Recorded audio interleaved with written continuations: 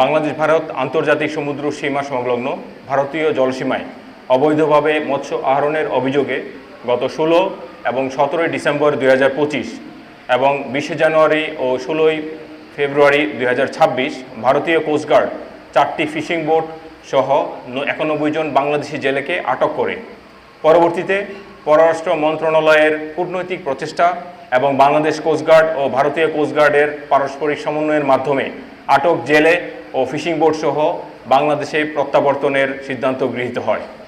সিদ্ধান্ত অনুযায়ী গত 7 জুন 2026 রবিবার বাংলাদেশ ভারত আন্তর্জাতিক মেরিটাইম বাউন্ডারি লাইন এ বাংলাদেশ কোস্টগার্ডের তত্ত্বাবধানে ভারতীয় কোস্টগার্ডের নিকট হতে 91 জন বাংলাদেশি জেলেকে 4টি ফিশিং বোট সহ গ্রহণ করা হয়। উল্লেখ্য, বাংলাদেশ ও ভারতীয় কোস্টগার্ডের মধ্যে বিদ্যমান সৌহার্দ্যপূর্ণ সম্পর্ক, পারস্পরিক সহযোগিতা এবং সমন্বয়ের ফলে এ ধরনের প্রত্যাবর্তন কার্যক্রম অধিকতর গতিশীল ও সহজতর হয়েছে।